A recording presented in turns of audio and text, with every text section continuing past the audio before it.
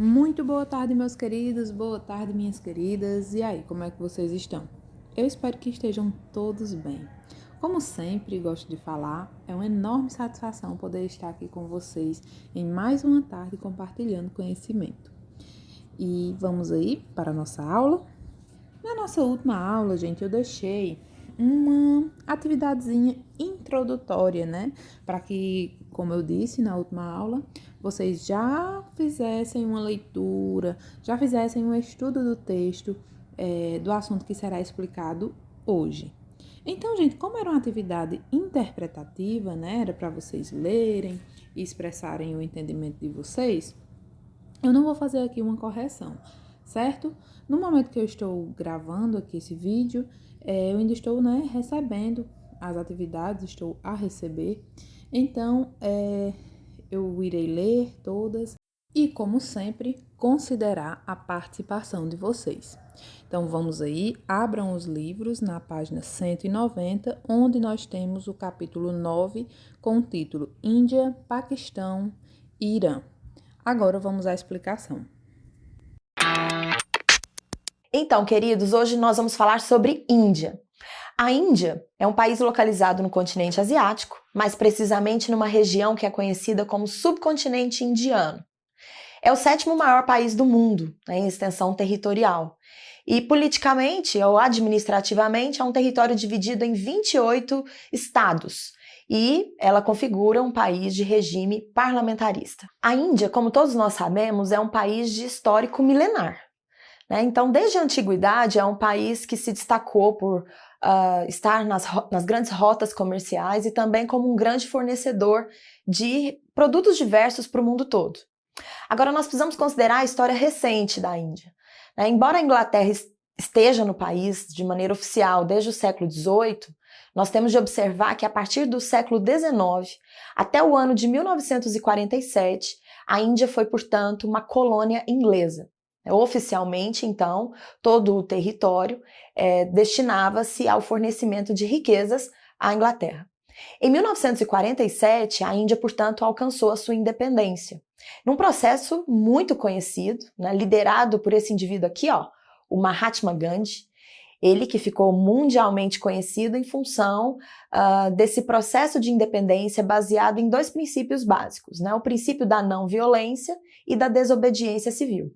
É um símbolo da luta pela paz, pela igualdade em todo o mundo. Um aspecto extremamente marcante na Índia é a questão populacional. A Índia é o segundo país em número de habitantes. Hoje, os índices estão na casa de 1 bilhão e 300 milhões de indivíduos. E uma população crescente, diga-se de passagem. É muito possível, inclusive, que a Índia ultrapasse a China em população no século XXI. Agora, esse grande crescimento populacional está ligado ao século XX, ao século passado. Durante o século XX, nós vamos observar na Índia um movimento de altas taxas de natalidade.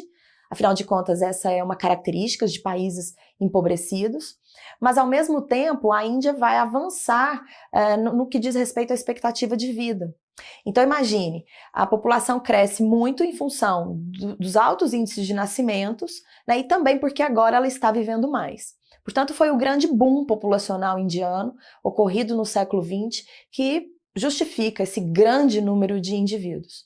Essa população, ela se divide em muitas etnias. Para vocês terem uma ideia, a Índia sozinha, só o país Índia, tem uma riqueza, uma diversidade étnica tão grande que só pode ser comparada à África, só é menor do que todo o continente africano. Então trata-se de uma população incrivelmente diversificada do ponto de vista étnico, cultural, linguístico e também religioso. Embora a maior parte absoluta desta população, 80% aproximadamente, sigam a religião hindu, ou o hinduísmo. E essa é uma marca muito importante da demografia indiana, porque o hinduísmo acaba afetando bastante as formas de organização social do país, por exemplo, através do sistema de castas. Outro aspecto muito importante sobre a Índia atual diz respeito à economia. É uma das economias que mais cresce no mundo de uns anos para cá, de mais ou menos 15 anos para cá. A Índia alcançou esse status de país emergente a partir de muitas mudanças econômicas. Vamos tentar traçar um histórico aqui para entendermos melhor.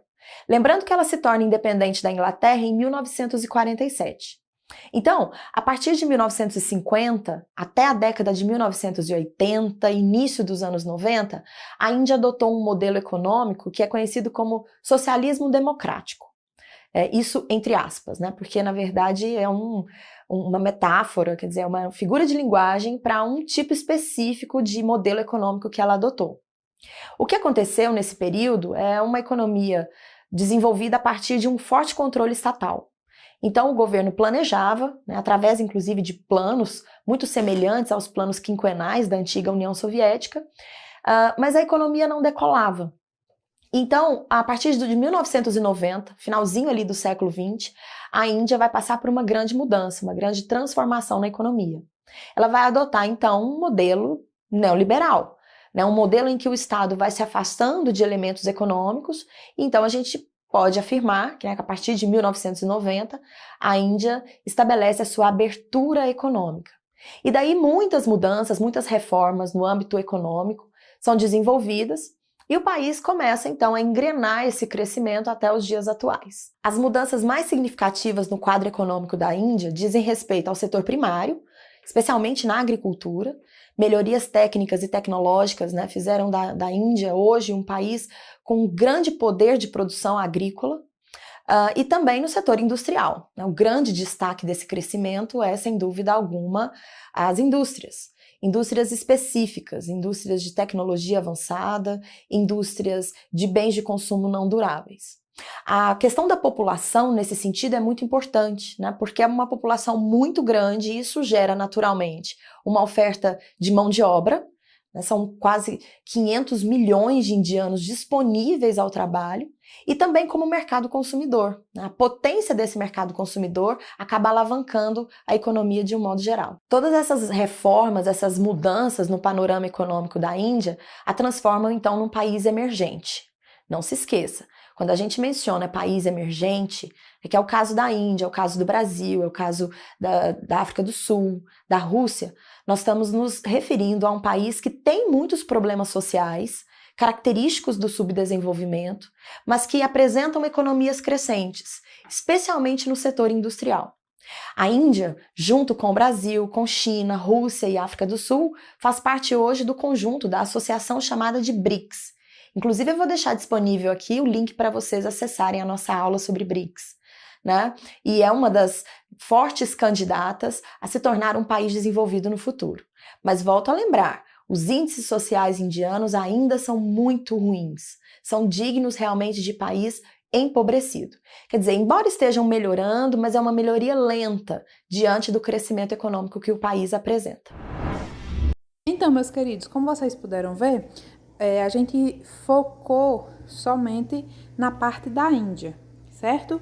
E nas próximas aulas a gente vai falando do Paquistão e do Irã, porque senão a aula ficaria muito extensa e eu sei que vocês cansam de assistir esses vídeos muito rápido. Então, pensando nisso, eu hoje optei por a gente focar somente na Índia. Agora, vamos aí no grupo que eu orientarei a atividade.